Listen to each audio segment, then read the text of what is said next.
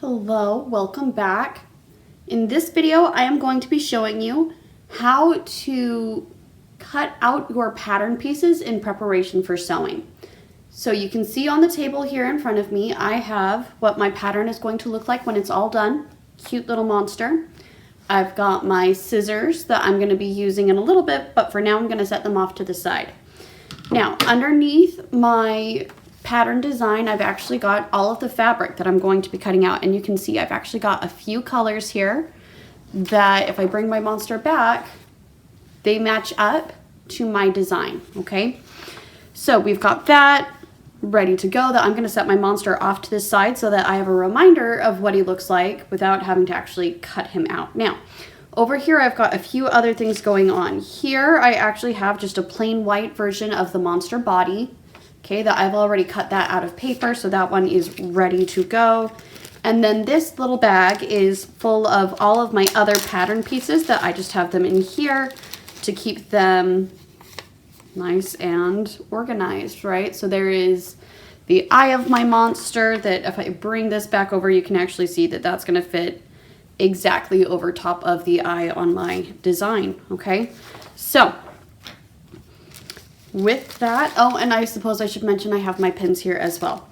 With that, I am good to go ahead, and the first thing I am going to do is pin my pattern in place so that I can then begin to cut it out. Now, I'm only going to worry about one piece of fabric at a time because this is really thick fabric. If it was thinner, I could maybe try to go through 2 layers at once, but for right now, because it's so thick, I'm just gonna worry about one, and I'm going to start with my monster body, okay? So I'm gonna set aside all the fabric that I do not need right now, and instead grab the piece of fabric that I want to use for my monster body. Now guys, last video I showed you, we talked about how to pin things down, right? So I'm just going to be going through that same process right now.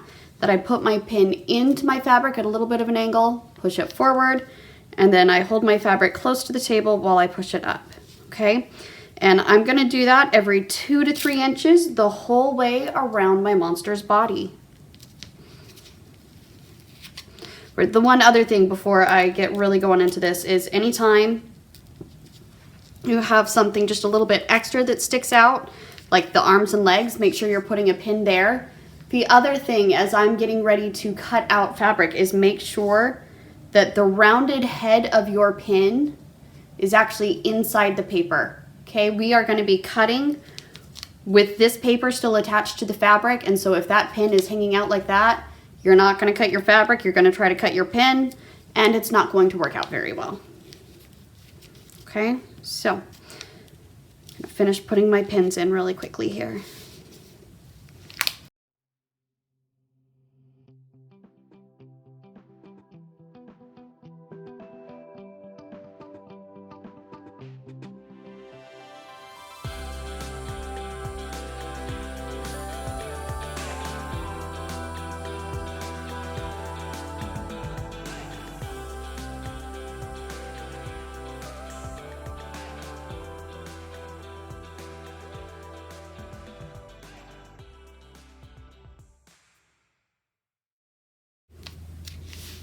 And you can see I've got it pinned the whole way around. All of my pins are pointing in towards the middle. The head of every pin is inside that paper edge.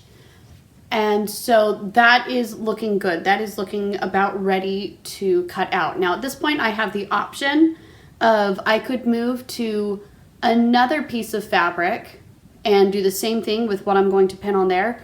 But I'm actually just going to start cutting this guy out. So that you can see what the process is going to look like from start to finish. And then at the very end, I can maybe show you how I would do it for another piece. But here we go. I'm going to take my sewing scissors. And the big thing that I want to emphasize, number one, is you want to hold your fabric as flat to the table as you can. The reason being that that is the best way to ensure you're actually getting a smooth straight line. If it's up at an angle, a lot of the time you're gonna get a jagged cut that may be at a slant to your pattern, which means that if you're expecting the edge of your fabric to line up right here, it may actually be all the way over here. So we're gonna keep it as flat to the table as we can. Now, one other thing I'm going to mention that you'll actually see me do this as I go through the arch of his legs is sometimes it is easier to come back around for that little piece later and kind of go at it from both sides instead of just trying to trim in one solid line the whole way around, okay? So you'll see that as I go through the process, but for now, I'm just gonna start cutting as flat as I can go.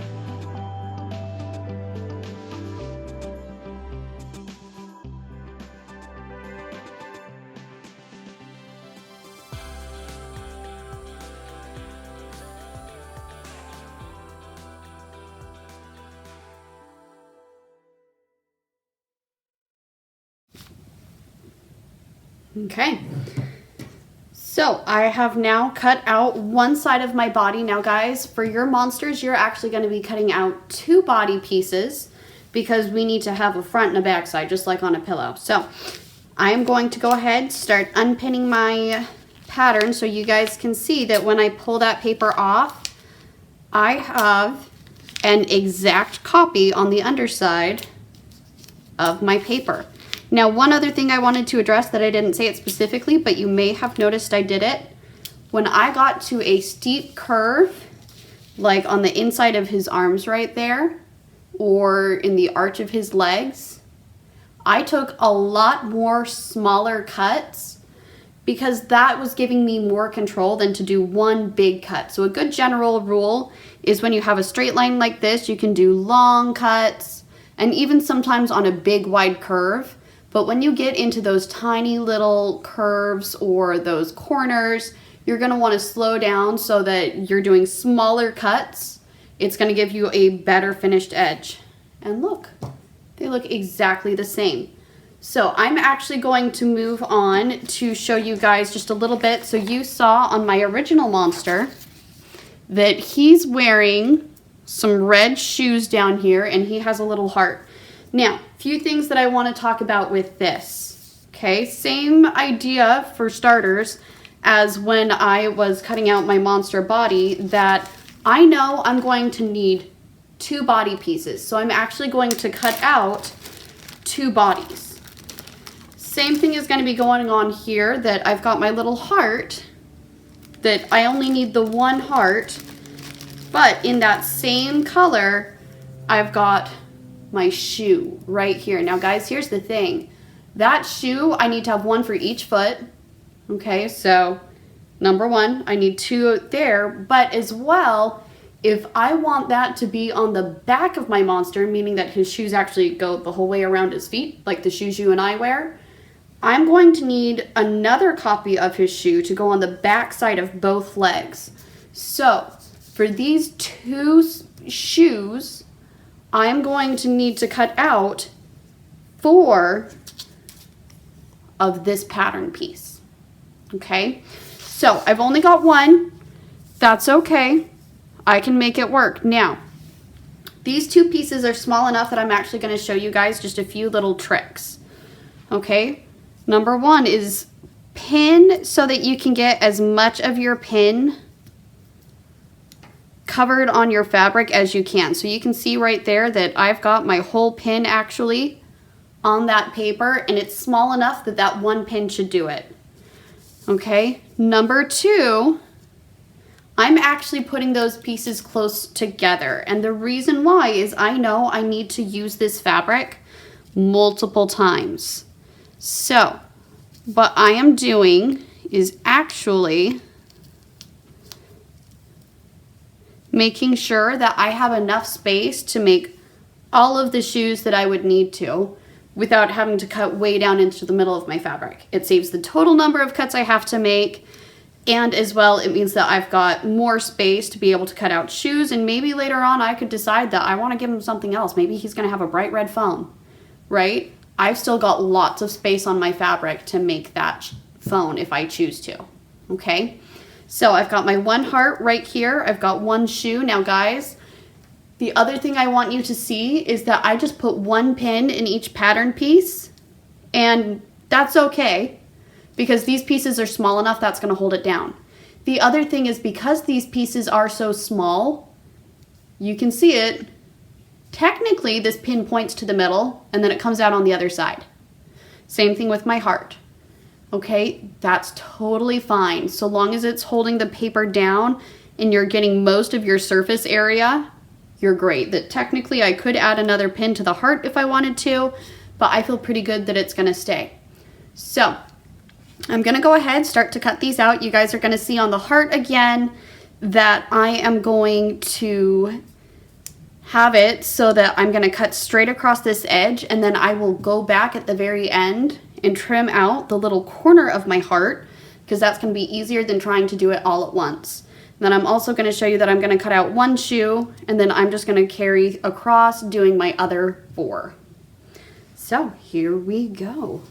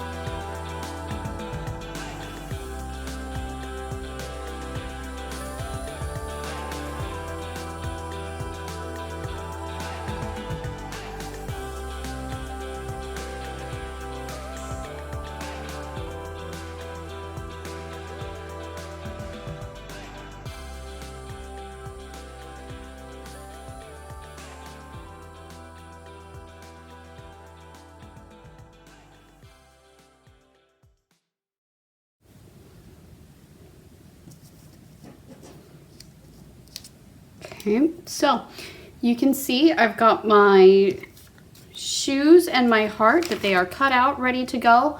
And I did want to show you guys that as you're doing this, one of the things I love about sewing with felt is I can actually, now that I've got those pieces ready to go, I can start laying them directly on the body of my monster, right? And remember, those 2 shoes are going to go on the back. But guys, with just that, when I lay it out, you can see we're already starting to make some good progress towards that final project. Okay, and there you go. That is the basics of how you lay out pattern pieces to start cutting them, getting ready to sew.